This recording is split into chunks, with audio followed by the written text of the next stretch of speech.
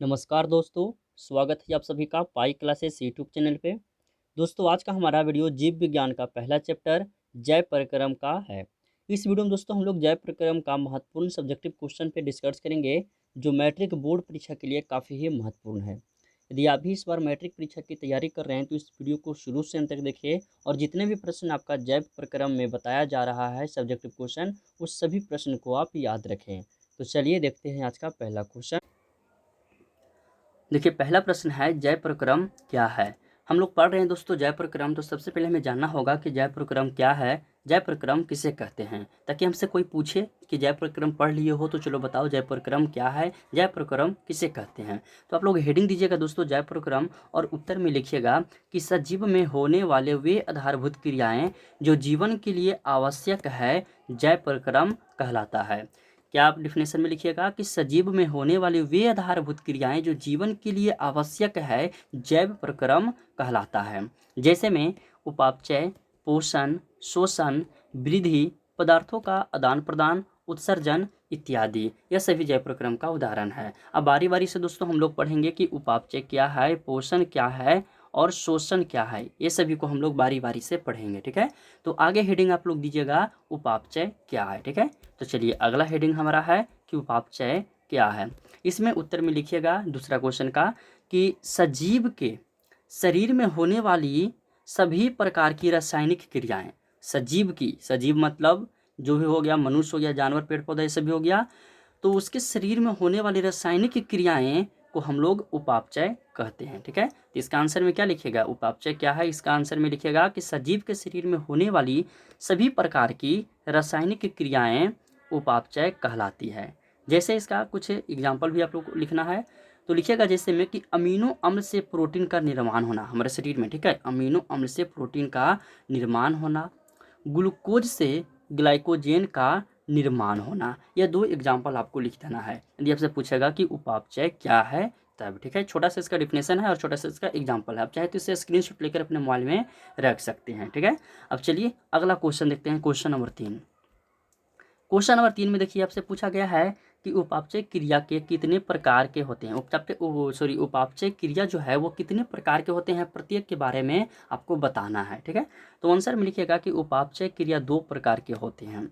उपापचय क्रिया दो प्रकार के होते हैं, पहला उपचय और दूसरा अपचय होता है। ठीक है, अब हम बारी बारी से उपचय और अपचय के बारे में पढ़ेंगे। ठीक है, तो तीसरा क्वेश्चन भी काफ़ी महत्वपूर्ण प्रश्न है, तो आप इसे याद रखिएगा कि उपापचय क्रिया कितने प्रकार के, तो दो प्रकार के होते हैं। कौन कौन, तो एक उपचय और एक अपचय। अब इस दोनों को हमको बारी बारी से पढ़ना है, ये दोनों को आपको बारी बारी से बताना है, क्वेश्चन में ही बोला गया। ठीक है, तो चलिए पहला हेडिंग आप लोग दीजिएगा उपचय, और उपचय हेडिंग देने के बाद लिखिएगा कि जीवों के शरीर में होने वाली सभी निर्माण कार्य क्रियाएं, यहाँ पर देखिए उपचयन लिखा गया है ना, थोड़ा टाइपिंग में मिस्टेक हो गया, यहाँ पर लिखिएगा उपचय कहलाती है। क्या कहलाती है, जीवों के यानी जितने भी जीव हैं वो सभी के शरीर में होने वाली सभी निर्माण कार्य क्रियाएं जो है वो उपचय कहलाता है। ठीक है, तो ये हो गया आपका पहला उपचय का डिफिनेशन।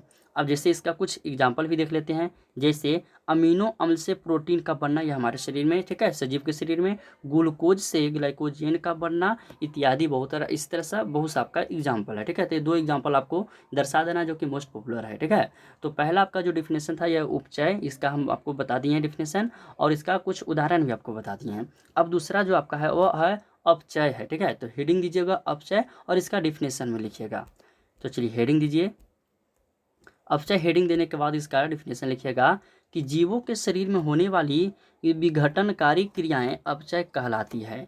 जीवों के शरीर में होने वाली विघटनकारी क्रियाएं क्या कहलाती है, अपचय कहलाती है। जैसे विघटन यहाँ पर बोल रहा है तो ग्लूकोज का विघटन जल, कार्बन डाइऑक्साइड एवं ऊर्जा में, ग्लूकोज का जो हमारे शरीर में विघटन होता है वो किसमें, तो जल, कार्बन डाइऑक्साइड और ऊर्जा में होता है। तो ये सबसे मोस्ट पॉपुलर आपका एग्जाम्पल हो गया है, अपचय का एग्जाम्पल हो गया। ठीक है, तो इसका डिफिनेशन में क्या याद रखिएगा कि जीवों के शरीर में होने वाली विघटनकारी क्रियाएं अपचय कहलाती है। जैसे इसका उदाहरण ग्लूकोज जो है, ग्लूकोज का विघटन जल, कार्बन डाइऑक्साइड और ऊर्जा में होती है। ठीक है, तो ये आपको एग्जाम्पल एक दर्शा देना है। ठीक है, तो 3 क्वेश्चन आपका हो गया है। अब अगला क्वेश्चन आपका है पोषण क्या है। तो हेडिंग दीजिएगा, काफ़ी महत्वपूर्ण प्रश्न है कि पोषण क्या है, आपसे पूछेगा 2 नंबर में आपसे पूछ देगा दोस्तों कि पोषण क्या है। ठीक है, तो सभी लोग हेडिंग दीजिएगा और लिखिएगा कि पोषण क्या है। उत्तर में लिखिएगा कि यह एक जटिल प्रक्रिया है पोषण। ठीक है, यह एक जटिल प्रक्रिया है। इसके अंतर्गत जब कोई सजीव भोजन ग्रहण करता है तब उपचय क्रिया द्वारा इनका अवशोषित होने तक के की सरलतम रूप में परिवर्तन पोषण कहलाता है। एक बार फिर से इसको पढ़ देते हैं। ठीक है, यह एक जटिल प्रक्रिया है।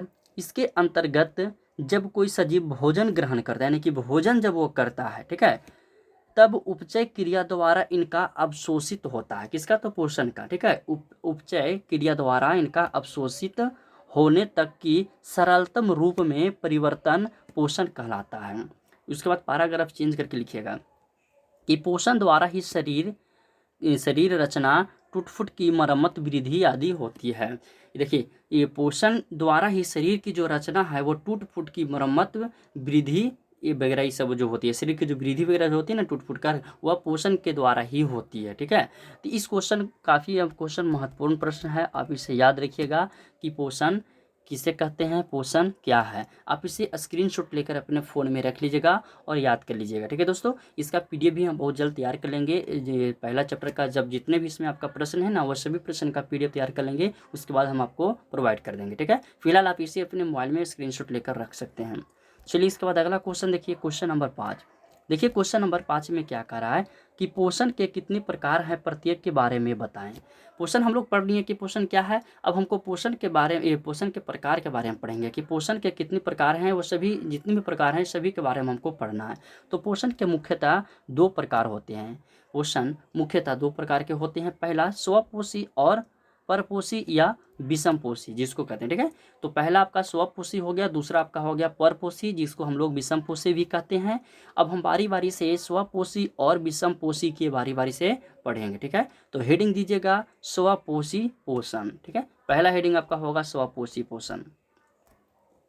अब स्वपोषी पोषण में लिखिएगा कि वैसे सजीव जो अपना पोषण स्वयं प्राप्त करते हैं स्वपोषी कहलाते हैं और यह क्रिया स्वपोषी पोषण कहलाता है। जैसे देखिए, जो सजीव है वो अपना भोजन जिसको बोलते हैं वह स्वयं बनाता है, किसी पे डिपेंड नहीं रहता है। ठीक है, एक दूसरे पे डिपेंड नहीं रहता है, वह स्वपोषी होगा। जैसे मैं देखिए यहाँ पे आपको बताया कि पेड़ पौधे तथा कुछ ऐसे जीव जो एक कोशिकीय होते हैं, पेड़ पौधे एवं कुछ ऐसे जीव जो एक कोशिकीय होते हैं वह प्रकाश संश्लेषण क्रिया द्वारा अपना पोषण यहाँ पे देखिए स्वयं होगा। ठीक है, स्वयं कर लेते हैं, यानी कि अपना जो भोजन है वो स्वयं बना लेते हैं, तो वो क्या कहलाएंगे, स्वपोषी कहलाएंगे, स्वपोषी जीव कहलाएंगे। ठीक है, तो आप लोग समझ गए होंगे स्वपोषी। स्व मतलब समझ रखे ना कि स्वयं, पोषण मतलब अपना जो कि खुराकी वगैरह होता है, जैसे हम लोग भोजन करते हैं, ठीक है ना, तो हम अपना भोजन स्वयं बनाते तो हैं, लेकिन जो भी हम लोग दाल चावल भी लाते हैं वो पौधे से लाते हैं, यानी कि वो भी किसी, हम भी हैं जो किसी दूसरे पर डिपेंड है, तो क्या हम स्वपोषी हैं? नहीं है, हम विषमपोषी हैं। तो आपको पहला जो बता दिए हैं स्वपोषी, आप लोग को समझ में आ गया होगा कि स्वपोषी पोषण क्या है। वैसे सजीव जो अपना भोजन स्वयं बनाते हैं वो स्वपोषी पोषण है। अब दूसरा आपका है परपोषी या विषमपोषी। तो हेडिंग दीजिएगा परपोषी या विषमपोषी। इसमें लिखिएगा कि वैसे सजीव जो अपना पोषण दूसरे जीवों से प्राप्त करते हैं, जैसे हम लोग और जो जानवर वगैरह जो है वो सब। ठीक है, फिलहाल इसका डिफिनेशन पहले बता देते हैं, उसके बाद समझाते हैं। ठीक है, तो वैसे सजीव जो अपना पोषण दूसरे जीवों से प्राप्त करते हैं वह परपोषी या विषमपोषी कहलाते हैं और यह क्रिया परपोषी कहलाती है। जैसे मनुष्य, जीव जंतु या सभी परपोषी है, जैसे हम लोग हो गए, जानवर वगैरह हो गया, ये सब भोजन स्वयं नहीं, अपना भोजन स्वयं नहीं बनाता है। हम लोग खाने योग्य जो भोजन वो तो स्वयं बनाते हैं, लेकिन वह जो पदार्थ होता है जैसे दाल चावल वगैरह गेहूँ सब जो हो गया वो हम लोग पौधा से प्राप्त करते हैं। तो हम भी किसी दूसरे पे डिपेंड है ना।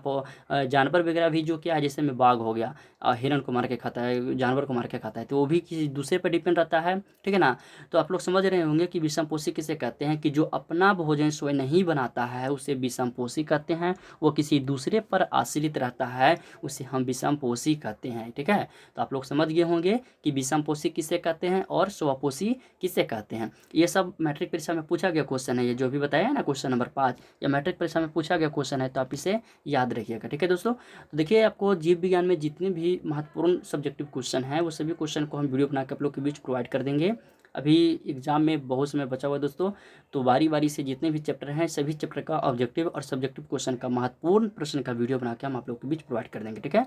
तो जो स्टूडेंट इस चैनल को सब्सक्राइब नहीं किए हैं, उस चैनल को सब्सक्राइब कर लें और बेल आइकन को प्रेस कर दें, जिससे कि आपको नए वीडियो का नोटिफिकेशन समय से मिलता रहे, ठीक है दोस्तों।